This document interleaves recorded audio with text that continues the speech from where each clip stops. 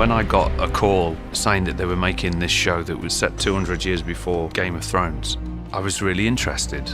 When I got the gig, for that split second, you're like, oh my God, you're in Game of Thrones, it's the biggest thing ever.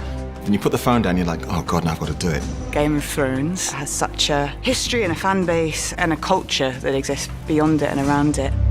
It's the biggest TV show, so yeah, so there's a bit of pressure to live up to.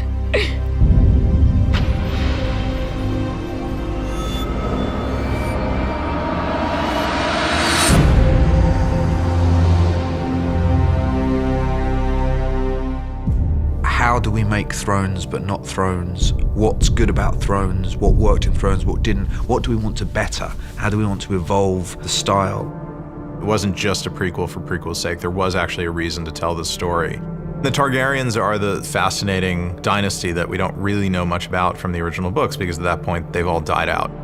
There was this once great day where there were dozens of Targaryens running around and a bunch of dragons, and they ruled over Westeros. It was a time of peace and prosperity, and everybody knew that if you messed with the Targaryens, you would get the dragons, so nobody dared to overthrow them. This period in Westeros was a very decadent time. So you get to see what the realm looks like before it descends into the detritus and post-decadence of war that you see in the original series. So I was fascinated in going back to that time and seeing the Targaryens at their height and learning what it was that Daenerys lost and trying to win back throughout the story. The original Game of Thrones was very much an epic that was weaving together various different threads. It still has that scale and scope, but it's really just the story of one family slowly tearing itself apart. There's a wish fulfillment for an audience of things they want to see. We're not here to not give it to them. We're here to give them the thing that they want, just not in the way that they're expecting. We're not trying to rehash the past. We're trying to find something fresh and exciting. We wanted to very much embrace the feel and the world of Game of Thrones, but we had the flexibility to enlarge and enhance. But there was this very strong feeling that we wanted the audience to feel they're in the same show. The first time I walked on set where King's Landing's been built, I feel like no one told them that that isn't how films are made now, that you don't have to build the whole castle.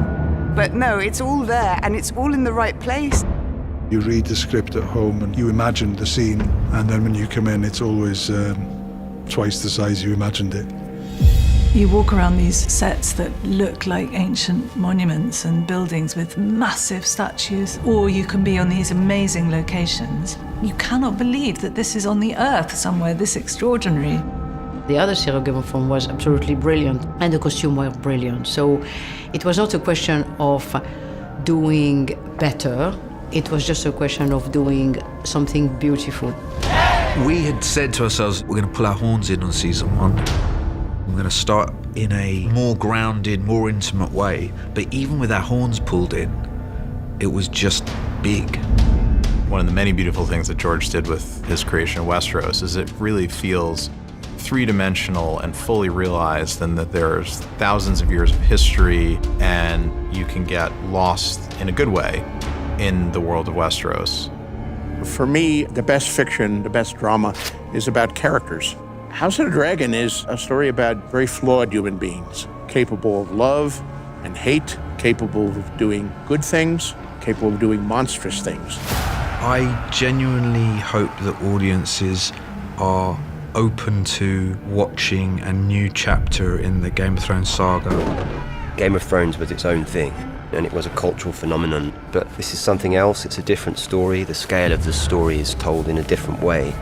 All that size that we loved in Game of Thrones is here, but House of the Dragon is rooted in the domestic and the familial. I hope fans will get everything that they got out of Game of Thrones and more. More dragons.